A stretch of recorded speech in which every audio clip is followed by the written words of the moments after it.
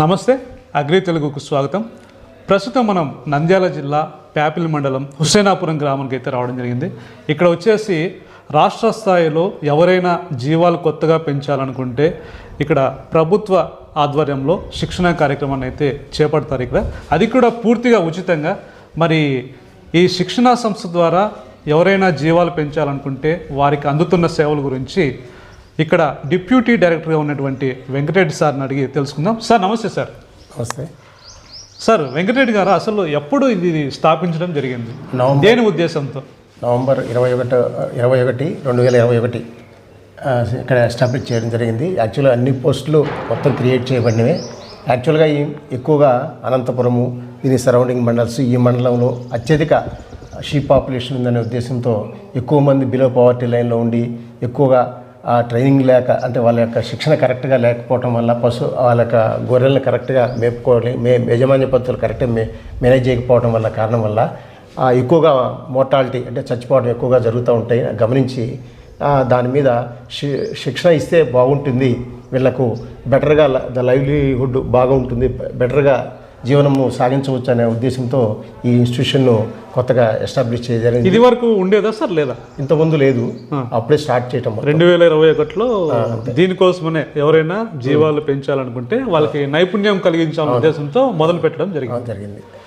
మరి ఇక్కడ ఎలాంటి కార్యక్రమాలు అయితే అంటే నేర్పిస్తూ ఉంటారు? జనరల్గా అందరికీ ఎంటర్ప్రైనర్స్, ఎందుకంటే లార్జ్ స్కేల్లో కూడా తయారు చేయాలి. ఎందుకంటే శిక్షణ ఎంటర్ప్రైనర్స్కి ఇస్తాము, ఫార్మర్స్కి ఇస్తాము, అలాగే కొత్తగా పెట్టుకునే వాళ్ళకు కూడా, ఆల్రెడీ ఉన్న గొర్రెలు పెంచే వాళ్ళు కూడా ఉంటారు కదా, వాళ్ళకు కూడా ఇస్తాం. ఎందుకంటే వాళ్ళు ఆల్రెడీ నష్టపోతున్నారు. చాలా సంవత్సరం నుంచి పెంచుతూ కూడా వాళ్ళ జీవితం అలాగే కింద లెవెల్లోనే ఉంటుంది. కారణం ఏంటంటే రకరకాల జబ్బులతోటి వచ్చి వాళ్ళకి యజమాన్యం సరిగ్గా చేసుకోలేక, ఆ జబ్బులతో ఒక్కొక్క జబ్బుతో 2 చచ్చిపోయినా కూడా దాదాపు 20-30 రకాల జబ్బులు ఉన్నాయి. ఆ జబ్బుల వల్ల టోటల్గా 40 దాకా చనిపోయేదానికి ఎక్కువ అవకాశం ఉంది వాళ్ళు ఏం చేయకపోవటం వల్ల. ఈ వ్యాక్సినేషన్ మనం ఎంత ఎడ్యుకేట్ చేసినా కూడా వ్యాక్సినేషన్ సరిగ్గా చేయించుకోకపోవటం, ఆ తర్వాత మూఢనమ్మకాలు, అవి కూడా కొంచెం కారణమై ఆటోమేటిక్గా డెవలప్మెంట్కు దూరం అయిపోయే అవకాశం ఎక్కువగా వస్తున్నారు. అవును సార్.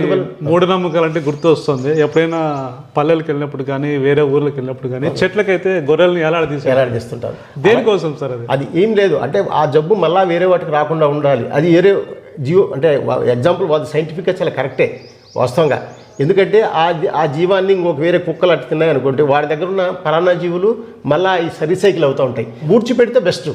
అలాంటి గాలిలో మళ్ళీ వచ్చినా కూడా ఆటోమేటిక్గా మళ్ళీ అది మళ్ళీ ఆ జీవులు వచ్చేస్తాయి, చనిపోయిన జీవి నుంచి మళ్ళీ స్ప్రెడ్ అయ్యేదానికి అవకాశం. సో ఎవరైనా కానీ అలా చేయకుండా కాల్ చేయటం కానీ బూట్ చేయటం కానీ అలా చేయాలి లెక్క.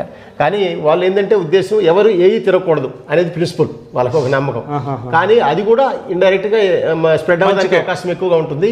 కానీ కొంతవరకు మంచి, ఇండైరెక్ట్గా మళ్ళీ అది పడిపోద్దిగా, భూమి మీద పడిపోద్ది కాబట్టి ఆటోమేటిక్ మళ్ళీ ఇంకొక జీవులు అయ్యి ఆ జబ్బు ఆశించేది. మళ్ళీ దాని కింద గడ్డి మొలిచినప్పుడు కానీ ఈ గడ్డి తిన్నప్పుడు మళ్ళీ గడ్డి కోసం మళ్ళీ వెళ్తాయి. ఇది షీప్ మళ్ళీ అక్కడికి వెళ్తాయి గొర్రెలు. ఇప్పుడు అక్కడ ఉన్న సూక్ష్మజీవులు కానీ ఆ పరాన్న జీవులు కానీ మళ్ళీ దీనికి అంటుకునే దానికి అవకాశం ఎక్కువ ఉంటుంది.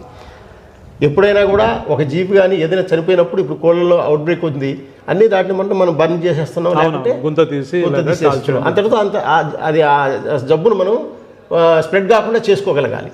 అలా కాకుండా తర్వాత మసూచి లాంటి వ్యాధులు ఉన్నాయి కొన్ని, అంటే బొబ్బ వ్యాధులు అట్లాంటి వాళ్ళు ఇప్పుడు దాకా అపనమ్మకం ఎట్లా ఉంటుందంటే అది చేస్తే కాదు, ఒకదానికి వచ్చిన దాన్ని అన్నింటికి స్ప్రెడ్ చేసేసి అలాంటి వాళ్ళు ఇంకా ఉన్నారు. స్ప్రెడ్ చేసేసి అన్నిటికీ అటాక్ చేసుకొని మళ్ళీ నష్టపోయిన వాళ్ళు చాలామంది ఉన్నారు. అలాగే కొంతమందికి మూఢనమ్మకాలు ఎలా అంటే కొంతమంది ఆకు చల్లిపోయారు మనకి జబ్బు వచ్చిందని అలా. మూడోది ఏంటి, ఇంకా మూఢనమ్మకాలు, మన అమ్మవారు వచ్చేసింది మన దాంట్లో దేవుడికి మనం పెట్టకపోవటం వల్ల అలా దేవుడికి పెట్టేసి ఈ జబ్బును కంట్రోల్ చేసుకోకుండా అలా సైంటిఫిక్ బేస్లో రాకుండా ఉండటం వల్ల కారణాలు ఇలాంటి మూఢనమ్మకాలే వాళ్ళ యొక్క స్టాండర్డ్ను తగ్గించేస్తూ ఉంది వాళ్ళ లివింగ్ని. సో ఇక్కడైతే వాటన్నింటి గురించి క్షుణ్ణంగా నేర్పించడం అయితే జరుగుతుంది. సార్ ఇక్కడ నేర్పించడానికి ఎవరెవరు ఉంటారు? ఇక్కడ ఒక డిప్యూటీ డైరెక్టర్ పోస్ట్ ఉంటుంది, అలాగే మైసెల్ఫ్, అలాగే 2 అసిస్టెంట్ డైరెక్టర్స్ ఉంటారు, doctor Ram Subbareddy, doctor Srinivasulareddy. 3 doctor పోస్టులు ఉంటాయి, doctor Janaki, doctor Srinivasulu. Sir ఎప్పుడెప్పుడు రైతులకి ఇక్కడ శిక్షణ అయితే మేము షెడ్యూల్ చేస్తూ ఉంటారు? ఒక షెడ్యూల్ 1 month బిఫోర్ మేము షెడ్యూల్ చేస్తుంటాం. ఎప్పటికప్పుడు యొక్క అంటే మన యొక్క వాళ్ళ యొక్క సమాచారం మాకు ఆల్రెడీ ఛానల్స్లో ఇస్తుంటాము. వాళ్ళు మనకు డైరెక్ట్గా నాకు ఫోన్ చేస్తారు, పలానా షెడ్యూల్ అని ఇచ్చేస్తాము. బ్యాచ్కి 30 to 40 మెంబర్స్ కాగానే మేము కండక్ట్ చేస్తాం. అంటే పర్టికులర్గా టైం అంటూ లేకుండా బ్యాచ్కి సరిపడినంత వస్తే స్టార్ట్ చేస్తూ ఉంటాం. అలాగే మేము రెగ్యులర్గా అనిమల్ హస్బెండ్ అండ్ రెసిడెన్స్కి కూడా ప్యారలల్గా ఈ సమాచారాన్ని మళ్ళీ రైతులకు డైరెక్ట్గా అక్కడికి చేరవేసే ఉద్దేశంతో మన animal husband AHS అంటుంటాము. Rythu Bharosa కేంద్రంలో ప్రతి ఒక్కరు ప్రతి ఊళ్ళో ఉంటారు.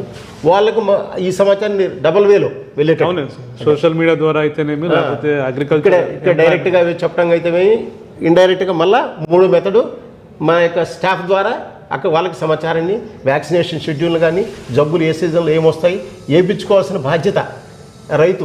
ఎందుకంటే ఒక్కొక్కసారి ప్రెజర్ మీద వేసి వ్యాక్సిన్ చేస్తుంటారు. గవర్నమెంట్ ఇచ్చినా కూడా మాకు అవసరం లేదు అనే ఆలోచన ఉంటుంది చాలామందికి. కానీ దాని యొక్క ఇంపార్టెన్స్, వ్యాక్సినేషన్ చేస్తే ఎన్ని యానిమల్స్ చనిపోకుండా ఉంటాయనేది మొత్తం వివరిస్తాం దాని గురించి. సార్ ముఖ్యంగా ఇక్కడ అంటే అప్లై చేసుకోవడానికి అంటే ఎలా ఉంటుంది ప్రాసెస్? ఇటు అప్లై చేసుకోవడం బిలో 65 years ఉండాలి, 18 years అబవ్ ఉండాలి, ఎడ్యుకేషన్ అవసరం లేదు. ఎందుకంటే మేము తెలుగులోనే చెప్తాం అంతా, మీడియం మొత్తం వాళ్ళకి అర్థమయ్యే రీతిలో మొత్తం మేము అలాగే ప్రాక్టికల్ చూపిస్తాం. ఎలా పెంచాలి, ఎంత గ్రాస్ కావాలి, ఎంత పొలం ఉండాలి, ఏ విధంగా వేసుకుని ఎన్ని కోతలు వస్తాయి, ఆ గ్రాస్కి సంబంధించిన ఏ రకమైన గ్రాస్ వేసేసుకుంటే 3 రకాల ఆహార పదార్థాలు ఎన్ని కార్బోహైడ్రేట్స్, ఫ్యాట్స్, ప్రోటీన్స్ అన్నీ మాంసకృతులు మొత్తం కరెక్ట్గా వస్తే ఆ పాలలో వచ్చే గ్రాసెస్ కూడా మేము ఎన్నుకోమని చెప్తాము. ఆ గ్రాసెస్ ఎలా వేసుకోవాలని కూడా మొత్తం చెప్తాం. సార్ వెంకటరెడ్డి గారు, ఇప్పుడు ఎవరైనా రావచ్చని చెప్తున్నారు, ఎట్లా అప్రోచ్ కావడం? అంటే కాంటాక్ట్ నెంబర్ ఏదైనా? నా కాంటాక్ట్ నెంబర్ ఇస్తాను, చెప్పండి సార్. నెంబర్ 9849586874. ఇప్పుడు ఇక్కడికి అంటే మిమ్మల్ని ఫోన్ చేసి రావచ్చు. ఎలాంటి వసతి సౌకర్యాలు అయితే ఉంటాయి? మేము ఇంక్లూడింగ్ బెడ్షీట్స్, టవల్స్, బెడ్స్, అలాగే ఆహారం 3 పూట్ల మొత్తం మా యొక్క మెనూ షెడ్యూల్ అంటే మనకు మాడ్యూల్ ఇచ్చారు విశాఖపట్నం అడిషనల్ డైరెక్టర్ వారు. దాని ప్రకారం మేము 3 days కరికులం ప్రకారం వాళ్ళు ఇచ్చిన మాడ్యూల్ ప్రకారంగా మనం వాళ్ళకు సౌకర్యాలు. ఎన్ని రోజులు ఉంటుంది సార్? 3 days 3 రోజులు ఉంటుంది. ఫస్ట్ డే ఇక్కడ క్లాసులు చెప్తాము, సెకండ్ డే ప్రాక్టికల్ కేవీకేకి వెళ్తాం, లేకుంటే ఏదైనా ప్రైవేట్ షెడ్ ఎక్కడ మంచిది ఉందనుకుంటే అక్కడికి వెళ్తాం. కేవీకే అంటే ఎక్కడ దగ్గర? విజ్ఞాన కేంద్రం యాగంటిపల్లి. ఇక్కడికి ఎన్ని కిలోమీటర్ దూరంలో ఉంది సార్? 52-54 ఇక్కడి నుంచి. ఇంకో కొంచెం డిస్టెన్స్ అయినా 1-2 ఎక్స్ట్రా చూపిస్తాం షెడ్లు. ఇంకా బడ్జెట్ని బట్టి ఏదైనా బెటర్గా వచ్చింది అనుకుంటే ఇంకా 2-3 షెడ్లు అయినా చూపించగలం. సో మొదటి రోజు అయితే శిక్షణ కార్యక్రమం అంటే తరగతిలో కార్యక్రమం ఉంటుంది. రెండో రోజు కేవీకే కృషి విజ్ఞాన కేంద్రం యాగంటిపల్లి. మూడో రోజు ఏముంటుంది సార్? మూడో రోజు మళ్ళీ ఇక్కడ క్లాసులు చెప్తాం. ఆ తర్వాత పూర్తిగా అవగాహన వచ్చారా లేదు మేము ఒకసారి అందరి చేత చెప్పిస్తాం ఫీడ్బ్యాక్, ఎంతవరకు మీకు అండర్స్టాండింగ్ వచ్చింది, ఏ స్టేజ్కి వెళ్ళారు. వాళ్ళకి ఏదైనా డౌట్స్ ఉంటే మళ్ళీ లాస్ట్ డే వ్యాలిడేటరీగా మొత్తం అందరిని ఇచ్చి సర్టిఫికేట్ డిస్ట్రిబ్యూట్ చేస్తాం. మరి ఈ శిక్షణ కార్యక్రమంలో మీరు ఎలాంటి అంశాలు అయితే రైతులకు నేర్పిస్తారు? జనరల్గా ఫస్ట్ ముందు హెల్త్, ఆరోగ్యం, ముందు జబ్బులు రాకుండా చేయాలి, వచ్చిన తర్వాత డీల్ చేయటం కాదు సార్. అంతకంటే మునుపుగా ఇప్పుడు మన జీవాలు పెంచాలంటే మార్కెట్కి వెళ్ళి సంతకెళ్ళి మేక పిల్లలను, గొర్రె పిల్లలను పట్టుకొస్తుంటాం. వాటి ఎంపిక కూడా నేర్పిస్తాం. అవును, నేర్పిస్తాం మొత్తం. ఎందుకంటే ఇప్పుడు సెలక్షన్లోనే ఒక బ్రీడ్ తీసుకోమంటాము జనరల్గా. ఎందుకంటే నేషనల్ లైవ్ స్టాక్ మిషన్లోకి వెళ్ళాలంటే ఒక బ్రీడే సెలెక్ట్ చేసుకోవాలి, ఏదన్నా కానీ రికగ్నైజ్డ్ బ్రీడ్స్. మన ఫర్ ఎగ్జాంపుల్ మాచర్ల బ్రౌన్ కావచ్చు, నెల్లూరు బ్రౌన్ కావచ్చు, నెల్లూరు జోడిపి కావచ్చు, ఏదైనా దానికి సంబంధించిన ఒక బ్రీడ్ సెలెక్ట్ చేసుకోమంటాం.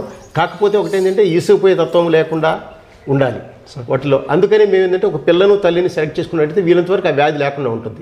ఆ తర్వాత తీసుకొచ్చిన తర్వాత బయట పెట్టాలి, మన ఫామ్లో డైరెక్ట్గా తీసుకొచ్చుకోకుండా బయట నుంచి వచ్చి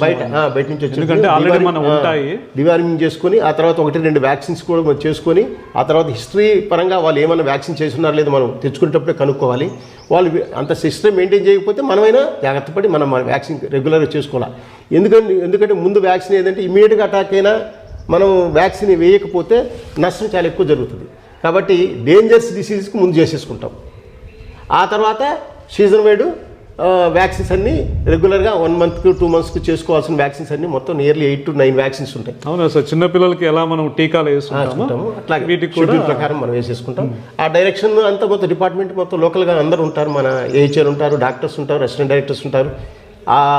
ఆ ఫెరఫెర్నీర్ మొత్తం everything they will take care of everything. ఇక్కడ మీరు అసలు అంటే ఓనర్కి తెలియాలి ముందు అసలు ఏమేమి చేయించుకోవాలని తెలియకపోతే వాళ్ళు మన దగ్గరికి రాలేదు కదా ఏముందిలే అని అనుకుంటారు.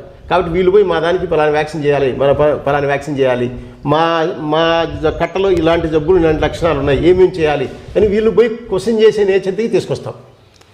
సో ఎవరైనా సరే ఆల్రెడీ పెంచే వాళ్ళైనా సరే కొత్తగా నేర్చుకున్న వాళ్ళైనా అంటే నేర్చుకోవాలి అనుకున్న వాళ్ళు సరే ఇక్కడికి వస్తే చాలా అంశాలు అయితే మీరు అవగాహన కల్పిస్తారు. 100% ఎట్లా అంటే వాళ్ళు ఏ విధంగా బెనిఫిట్ పొందుతారంటే అట్లీస్ట్ 30% చనిపోతాయి.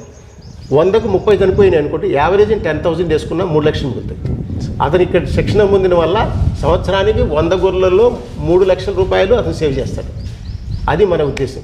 ఆ తర్వాత ఏంటంటే ఆర్గనైజ్డ్ వేలో అంటే ఇదివరకు బయటికి ఎక్స్టర్నల్గా బయటికి వెళ్ళి తిప్పుకొని వచ్చి సిస్టమ్ కాకుండా, ఎందుకంటే అది కొంచెం ఇప్పుడు పురాతనమైంది, అంత ఓపిక మనుషుల్లో లేదు. అదే సేమ్ ఆహారం పెట్టేసి ఎలివేటెడ్ షెడ్స్ అంటే ఫర్ ఎగ్జాంపుల్ 7 feet వరకు కట్టేసి అక్కడ దానిపైన ఫ్లోర్ పైన పెట్టేసి ఆ యొక్క మలమూత్రాలు మొత్తం కిందకు పోయేటట్టు చేసి ఎప్పటికప్పుడు శుభ్రంగా ఉండేటట్టు అంటువ్యాధులు ప్రబలకుండా మంచి వెంటిలేషన్ ఉండేటట్టు షెడ్ నిర్మించుకున్నట్లయితే అప్పుడు మనకు మా యొక్క చనిపోయే తత్వం తగ్గుతుంది. ఆ తర్వాత మనం వ్యాక్సినేషన్ చేయడానికి కూడా వీలుగా ఉంటుంది. మెయిన్ ఎక్కువగా ఇబ్బంది పడేది ఏంటంటే రైతులు బయటకు పోయినప్పుడు వాటిని పట్టుకొని వ్యాక్సిన్ చేయించడమే పెద్ద కష్టం. నెలకోసారి 2 సార్లు పట్టుకోవాలి, బయట ఫ్రీగా తిరుగుతుంటాయి. వాటికి మళ్ళీ కంట్రోల్ మెజర్స్ ఉండవు. వ్యాక్సినేషన్ ఏం చేయించుకుంటామని అశ్రద్ధ వచ్చేస్తుంది. ఆటోమేటిక్గా అశ్రద్ధ రావడం వల్ల చేద్దామని అనుకున్న లోపల వాళ్ళకు ఆ వ్యాధి వచ్చేసే ఉంటుంది. ఆ నష్టం జరిగిపోయేది ఎట్లా జరిగిపోతుంది. కాబట్టి ఈ ఎలివేటెడ్ షెడ్ ద్వారా ఇంటెన్సివ్ సిస్టంలో పెట్టి పొద్దున 2 hours సాయంత్రం 2 hours వర్క్ చేసుకొని ప్రశాంతంగా భార్యాభర్తలు అయితే 200 గొర్రెలు ఈజీగా చేసుకుంటారు. 1 లక్ష రూపాయలు ఆదాయం పొందొచ్చు. 1 లక్ష రూపాయల ఆదాయం పొందాలంటే మిగతా ఉద్యోగాలు ఎంత 8 గంటలు 9 గంటలు పనిచేసినా మనకు అంత ఆదాయం వస్తుందని గ్యారంటీ లేదు. సార్ వెంకటరెడ్డి గారు, ఇక్కడ శిక్షణ తీసుకున్న తర్వాత ఎవరైనా ఇప్పుడు కొత్తగా యూనిట్ పెట్టాలనుకుంటే గవర్నమెంట్ నుంచి అంటే స్కీమ్స్ ఉంటాయి, వాటి గురించి కూడా ఎక్స్ప్లెయిన్ చేస్తారా? చేస్తాం. ఏం స్కీమ్స్ ఉన్నాయి ముఖ్యంగా ఈ గొర్రెల పెంపకం? జనరల్గా ఏంటంటే సెంట్రల్ గవర్నమెంట్ తోటి నేషనల్ లైవ్ స్టాక్ మిషన్ కింద 50% సబ్సిడీ కింద గొర్రెలకు యూనిట్ ఇస్తున్నారు. మెయిన్ ఇక్కడ అన్నిటికీ ఇస్తున్నారు. యాక్చువల్గా అయితే పందులకి ఇస్తున్నారు, కోళ్ళకి ఇస్తున్నారు, అట్లాగే ఫీడ్ యూనిట్స్కి ఇస్తున్నారు, అట్లాగే టీఎంఆర్ యూనిట్స్కి ఇస్తున్నారు. కాబట్టి ఒకే పర్సను 4కి ఎలిజిబుల్. కోళ్ళు పెట్టేసారి ఒకే పర్సను ప్రొవైడెడ్ షూరిటీ ఇచ్చినట్లయితే కోళ్ళకు పెట్టుకోవచ్చు, పందులు పెట్టుకోవచ్చు, షీప్ పెట్టుకోవచ్చు, దానా యూనిట్ పెట్టుకోవచ్చు. ఒకే పర్సన్, ఒకే వ్యక్తి 4 లోన్లు తీసుకోవచ్చు.